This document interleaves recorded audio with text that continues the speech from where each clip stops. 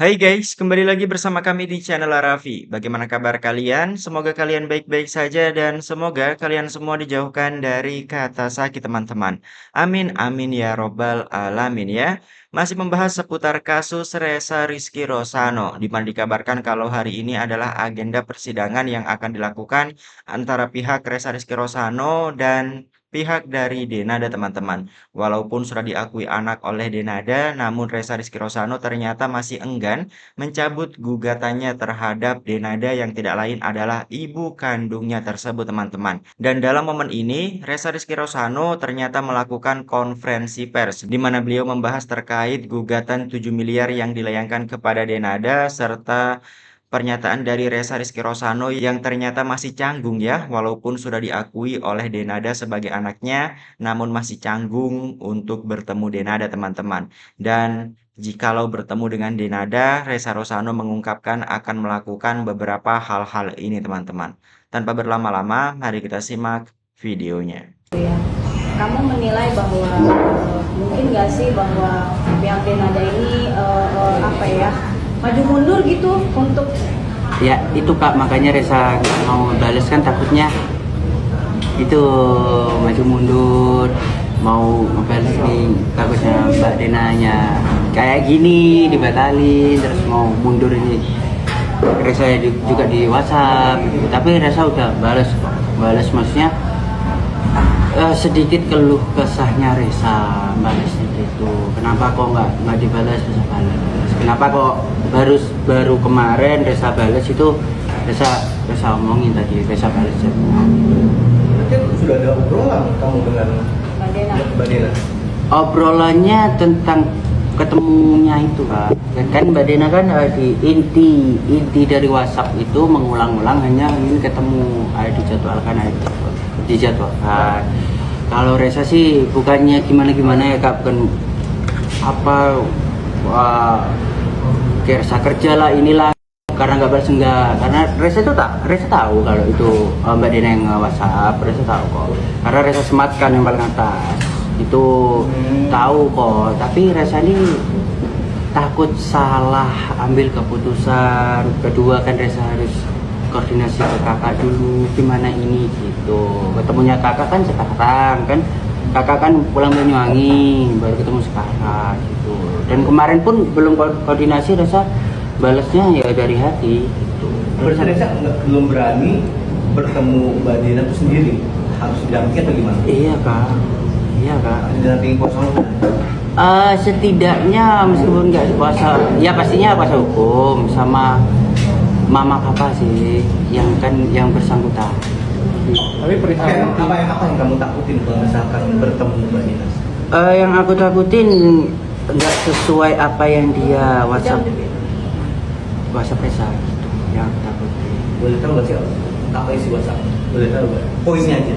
Poinnya dia itu cuman ingin ketemu aja poinnya. Itu yang ngajakin Mbak Dena? Kamu? WhatsApp dari Mbak Dena. Oh, Mbak Dena ngajakin ketemu ya? Ngajakin ketemu. iya. Bukan pengen peluang yang bagus. Iya kak, tapi kan gini kak, Ressa balik lagi yang tadi ya kak, maksudnya kan kakak aja tahu Ressa ada di mana aja, iya toh, kakak aja tahu Ressa ada di mana aja. Nah, ngapain kok WhatsApp gitu loh kak? Kalau langsung ketemu kan itu langsung gak ada di planning, langsung kan gitu, kita maunya gitu. Menurut kamu apa yang rencana dari Mbak Dena sendiri seperti itu? Kayak nggak niat kah atau gimana menurut kamu? Iya kayak, ya itu takut salah ngomong Ressa gitu. Oke Ressa, kalau meskipun ada pertemuan dengan Ressa dengan Dena sendiri, Ressa ingin tetap ada ikut Mama Rati atau gimana Ressa? Kalau mulai awal, kalau dari Ressa sendiri sih mulai awal tetap ikut Mama Rati ya kak. Soalnya apa sih rasanya akan berbeda kalau ikut Mbak Dena. Soalnya kan awal mula kan dari permasalahan kan. Ini bisa masuk permasalahan kan kak gitu. Kalau awal mula dari baik-baik mungkin bisa aku ikut. Untuk pertemuannya juga ada Mama Rati? Iya pasti. Ressa, Iya kak. keinginanmu kamu sudah diakui. Iya. Sekarang ada bersama kita sampai ini kan benar lawyer mau ketemu ya. Iya. Belum. Kalau ketemu pasti kan menjadi sesuatu yang membingungkan. Iya. Paling tidak apa yang kamu lakukan? Ini kan Reza masih belum tahu Kak, maksudnya lawyer sama lawyer, apa lawyer sama Mbak Dina? Tuh, kalau lawyer sama lawyer, Reza ya. Iya, walaupun Oke, pasti canggung dong kamu. pasti. Apa yang kamu rasakan? Banyak. Pelukan hangat itu seperti apa? Pelukan hangat itu dari seorang Reza. Maksudnya? Kalau udah pas ketemu Dena, apa yang kamu lakukan pertama kali, perbuatan apa yang ingin kamu lakukan? Ya, Cium pastinya tangan kah, pelukan? Cium tangan, peluk, terus ya ngomong semuanya. Ngomong semuanya itu dari hati ke hati mungkin. Kalau Reza dari hati ke hati, pasti dari hati Reza. Soalnya kan Reza udah memendam ini selama sampai sekarang. Tapi dari lubuk hati kamu yang paling dalam, kamu sendiri ada rasa kangen nggak? Oh, kangennya pasti Kak, kangen Kak. Kangen pasti kangen, tapi diliputi sama rasa kecewa. Kenapa kok nggak ditemui? Mungkin pengen nggak kayak kamu gitu, atau sekedar balas chatnya kayak, atau mungkin Udah kamu sebagai dibalas. anak chat duluan, tante mbak ayo ketemu mbak gitu. Kenapa, gimana? Kan kamu sudah di Jakarta, Denada juga di Jakarta, kamu mau nggak, maksudnya memulai chat duluan kayak ayo ketemu nih, saya sudah di Jakarta segala macam bla. Udah Reza balas? Tapi balasan dari dia ada nggak? Setelah kamu balas lagi, belum balas lagi. Coba Ya tadi menunjukkan sama saya balasan chat itu panjang sekali. Jadi di situ saya baca ada kecanggungan bagi dia sebetulnya untuk memulai lagi komunikasi yang agak sedikit intens kepada dari anaknya ke ibundanya gitu. Itu makanya kalau tanya dulu panggil mbak, kalau sekarang masih panggil mbak, mau panggil ibu atau gimana, itu kan canggung. Coba lah jenengan merasakan lagi gimana perasaannya ya. Yang tidak diakui 24 tahun, yang awalnya panggil mbak, ujung-ujung panggil ibu hanya melalui medsos. Gimana? Saya ngomong gimana semuanya? Gitu. Saya juga apa ya, mengilustrasikan ini juga agak sedikit sulit ya perasaan saya gitu loh. Makanya itu pertanyaan juga agak sedikit retorika ya, retorik ya kalau saya jawab di sini ya. Next, Bang. misalnya kalau memang Denada itu betul-betul bisa mengesampingkan egonya yang pertama ya, bisa menunjukkan bahwa orientasi dia untuk melakukan pengakuan itu betul-betul dari hatinya, itu aja. Bang, apa karena digugat 7M itu akhirnya dia agak sedikit ada perubahan atau gimana, Bang? Soal gugatan 7M itu kan sebetulnya kan hubungannya Denada dengan penggugat 2 dan 3. Begini, orang berkali-kali tanya bahwa saya selalu memperjuangkan atau meminta nilai 7M itu. Padahal sudah saya jelaskan, kalau kita berbicara tentang gugatan 1365 itu ada on ref matedat, itu ada 2 unsur. Yang pertama itu on ref matedat, sifat yang melanggar hukum. Yang kedua itu adalah unsur kerugian. Nah, andai kata pun kita meminta itu pun, undang-undang juga memberikan fasilitas soal itu kok. Kan begini kan, hubungan Denada dengan hubungan pihak kedua dan pihak 3 ya, penggugat 2 dan 3 ini kan hubungan perikatan ya. Sebetulnya memang hakikatnya bukan ini ya, hakikatnya saya minta permintaan maaf sebetulnya ya, tetapi kan harus ada yang juga diperhitungkan sama Denada sebetulnya, seharusnya. Karena pada waktu Denada itu sudah, tapi dari pihak Reza belum ada balasan untuk pertemuan itu. Mungkin dari abang sendiri, dari Reza langsung atau sebagai kuasa hukumnya, gimana menanggapi hal tersebut itu?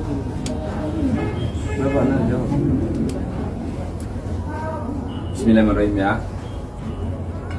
Jadi baru kira-kira 5 menit ini aku tahu kalau ternyata memang sudah ada pernah WA antara Denada dengan Reza. Tapi dari WA itu kemudian aku cerna. Sebenarnya begini, ya nanti ini juga ya mungkin kita menjawab juga permintaan dari Denada untuk lekas ketemu dengan Reza ya. Sudahlah, oke nah. Nanti kita jembatani kalau soal itu. Bismillahirrahmanirrahim ya. Semoga saja nanti bisa terjadi dan bisa lancar. Tetapi kalau esensinya itu untuk menjawab apa kan saya kan nggak bisa memberikan jawaban sekarang atau diflorkan melalui konferensi pers yang sudah diajukan oleh teman-teman pers ini kan. Nanti saya berharap asalkan Denada itu bisa bertemu ya dengan ketiga pihak ini. Jadi pihak prinsipal di dalam gugatan saya itu yang pertama itu adalah Reza, yang kedua itu adalah Mamae, yang ketiga adalah Papae. Ya. Kalau urusan pengakuan anak sudah selesai clear, oke lah, alhamdulillah lah. Ya. Meskipun Inkasu dalam hal ini dia memberikan pernyataan itu secara medsos, bukan face to face. Ya toh, itu makanya kita masih belum bisa membaca ada penyesalan nggak di situ. Itu aja yang sampai saat ini saya tanyakan kepada yang bersangkutan, si anak ini, kamu please merasakan itu dari hati apa enggak, Le? Belum katanya. Ya mungkin nanti lah ya. Tapi kalau misalkan masalah chatan itu Bang, katanya dibalasnya cuma waalaikumsalam doang. Itu mungkin bisa dijelaskan nggak sih Bang? Tak jelaskan ya. Pertama, mungkin saya sudah pernah memberikan suatu komentar tentang posisi daripada Denada yang tadinya tidak mengakui, sekarang sudah mengakui sebagai anak kandungnya. Yang saya kritisi yang pertama adalah saya kurang sependapat kalau seandainya pengakuan itu dilakukan melalui sosmed. Itu dulu ya. Pengakuan itu ketemu kedua belah pihak. Bahwa memang betul anak kandungnya berdasarkan tes DNA, memang anak kandungnya, ketemu kedua belah pihak antara ibu dan anak. Nah, kalau sudah ketemu antara kedua belah pihak, ya diselesaikan secara kekeluargaan. Itu yang pertama yang perlu sampaikan kepada seluruh media, sehingga orang lain tidak memboncengi peristiwa ini untuk kepentingan tertentu. Karena ini kan hubungan antara orang tua dan anak. Hubungan antara orang tua dan anak, ini kandung loh, bukan anak angkat loh ya, kandung. Ya. Nah, itu diselesaikan antar ibu dan anak, bukan antar pihak ketiga. Nah, kalau seandainya ada indikasi daripada Reza ini mau menuntut ganti rugi dan lain sebagainya, ini justru malah lucu. Kalau ada yang malah menguatkan Reza ini nggak bener dulu. Lah sekarang kan dituntut kan, sekarang emang yang dirugikan sama si Reza apa? Sama si Rezanya. Kan dia kan pengakuan kan? Pengakuan selama ini kan dengan bibinya si Rati itu kan diberikan kehidupan juga. Nah sekarang ini kan Reza itu kan umurnya kan sudah cukup dewasa, 24 tahun. Sudah bisa bertanggung jawab atas dirinya sendiri. Nah terus dia menuntut orang tuanya, orang tua kandung untuk membayar 7 miliar ini, berarti ya saya mohon maaf aja, Rezanya nggak bener. Berarti ada muatan-muatan tertentu di balik itu. Berarti bukan hanya pengakuan sebagai seorang anak daripada seorang ibu kandung, tapi ada muatan tertentu untuk minta pertanggungjawaban, tuntutan ganti rugi di perdata, bahwa saya sudah dirugikan, saya tuntut. Berarti kok bukan itu intinya. Intinya kok bukan tali kasih yang kuharapkan. Intinya uang materi. Nah, kalau saya boleh mengatakan ya, ini sedikit sudah ada semi-semi pemerasan. Tuh loh, saya harus ngomong apa adanya. Kalaupun nanti digugat di pengadilan, silakan saja, itu kan hak setiap orang yang merasa dirugikan, silakan aja gugat. Tapi menurut hemat saya sudah absurd. Saya harus berbicara sesuai dengan akidah hukum ya. Jadi jangan lucu lah, kecuali kalau seandainya Reza ini tanahnya hilang atau apa, dia tuntutan ganti rugi karena dia pernah dipakai oleh Denada, dia gugat ke pengadilan, saya sudah dirugikan. Nah ini sudah minta pengakuan kok. Itu menurut hemat saya seperti itu. Jadi saya harus dudukkan posisi ini sesuai dengan yang sesungguhnya. Namun saya juga kritisi tentang masalah Denada yang saya anggap seorang ibu yang tidak benar. Dia melahirkan anak tapi sementara tidak diakui dulu. Ada apa kamu nggak ngakui itu? Berarti kok ibu yang nggak bener kamu. Orang susah-susah cari anak, kok kamu tuh dapat anak kok tiadakan. Apapun jalannya keluarnya si Reza itu adalah anak kandungmu. Nah, seorang ibu kau sudah nggak bener posisimu. Nggak ada alasan karena kamu artis, karena kamu lagi public figure, apa hubungannya dengan anak? Nah ini saya kritisi si Denadanya. Dan juga saya tidak sependapat, nggak benar kalau Denada itu mengaku itu hanya melalui sosmed. Apa itu kok pengakuannya anak kandung saya tapi melalui sosmed? Ya ini dodol juga Denadanya nih. Nggak benar. Kalau saya bilang yang benar, saya bilang benar, enggak gitu loh. Kalau memang betul-betul kamu ngaku itu sebagai anakmu, ya ketemu dong kedua belah pihak. Apa sih susahnya ketemu? Ada apa kamu nggak mau ketemu hanya mengakui melalui sosmed? Nggak bener juga kamu. Itu bisa dituntut, tapi bukan tuntutan ganti rugi gitu loh. Nah, bisa dituntut melalui pengadilan pidana juga bisa. Nah, tapi kalau tuntutan ganti rugi ya nggak pas gitu loh. Saya tahu ya, mungkin kekecewaan daripada Reza ini selama ini kalau tidak diaku, sementara ada satu Aisyah kok nggak salah tuh ya, diurus banting tulangnya nggak adil juga memang. Ya itu menurut hemat saya seperti itu ya. Jadi agar berimbang posisinya, Denana juga nggak benar, tapi cara Reza juga untuk minta pengakuan dengan cara tuntutan ganti rugi melalui pengadilan juga nggak benar. Itu kira-kira ya. Oke, tapi Irjen, kemarin kan pengacaranya menyatakan Reza menerima permintaan maafnya Dena, tapi Reza ingin bertemu Dena secara langsung. Kalau tidak sampai bertemu, perdata ini akan tetap berjalan. Setuju. Syaratnya itu, makanya ini berjalan lagi sidangnya. Setuju saya kalau seandainya ya permintaan pengacaranya Reza, Denada harus ketemu dengan anak itu baru kau bener. Kalau kau nggak mau ketemu langsung dengan anak kandungmu sendiri, berarti kau perempuan nggak beres. Saya apa adanya aja bilang, terserah mau dia dengarkan, tapi Denada wajib hukumnya menemui anak kandungnya. Karena kan permintaan Reza supaya ketemu kedua belah pihak. Berarti ibu model apa kamu kan gitu? Mencetak iya. Jika sudah jadi, lu sia-siakan. Itu ibu-ibu dodol kayak gitu tuh. Berarti sah dong kalau misalnya Reza melanjutkan sidang perdatanya dia karena Silakan saja. ya. Silakan saya dilakukan itu. Tapi kalau seandainya itu dituntut tuntutan ganti, yang saya harapkan itu adalah tuntutan pengakuan, bukan tuntutan ganti rugi. Emang yang dirugikan apa? Ada secara material kan nggak ada. Tapi permintaan daripada pengacara supaya ketemu kedua belah pihak itu sah dan harus dilakukan. Kalau Denada tidak mau, berarti ada apa kamu? Berarti perempuan nggak beres. Biarin aja. Biar dia dengar sekalian gitu kan. Ibu model apa kamu? Bukan perempuan yang bertanggung jawab. Itu yang saya katakan. Pada saat kamu enak-enak, lupa. Giliran muncul ke dunia yang kau hasilkan, kau nggak akui ya, kurang ajar juga emang tuh. Itu kira-kira ya. Dari pihak Denada kan kabar terbarunya bahwa dia sudah mengkontak untuk bertemu, tapi kalau dari Rezanya sendiri belum ada balasan untuk ketemu itu. Kabar terbarunya dari Dion Rifal diwakili pihak lawyernya itu. Lah, menurut hemat saya kan saya udah ngomong tadi, kalau memang ada niat Denada untuk ketemu, itu wajib hukumnya. Kalaupun mendengar kabar terbaru seperti kayak saya silahkan, tapi harus ketemu langsung, tidak melalui sosmed. Maka saya bilang antara pihak Reza dengan Denada harus ada keseimbangan. Salah satu tidak melakukan itu berarti salah satu nggak beres. Ya. Tapi paling utamanya nggak beres ya di Denadanya langsung. Karena saya kan melihatkan dia mengakui melalui sosmed, tapi pertama sekali tidak mengakui. Ini sebenarnya aduh, kenapa lo kamu melahirkan anak seperti kayak gitu bro?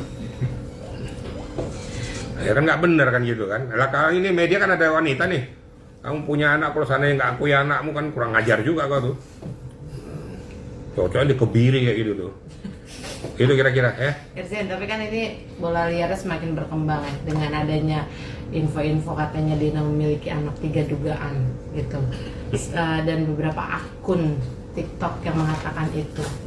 Gitu. Ini gimana sih jadi berkembang, dan pihak Dena juga sudah memberi pemberitahuan untuk tidak memberitakan yang lain-lain. Ya itu kan informasi ya. Informasi itu kan perlu untuk dibuktikan. Jangankan 3, mungkin bisa 4, kata 5, 6. Kalau seandainya itu benar, hebat juga Denada ini gitu kan. Tapi semua itu perlu pembuktian. Jangan fitnah, jangan menuduh. Kalau memang betul 3 dari siapa, bapaknya siapa, bisa dibuktikan nggak secara hukum. Nah, saya juga kalau mengulas seperti kayak gitu juga saya harus dudukkan posisi dan porsinya. Yang namanya informasi kan macam-macam gitu ya.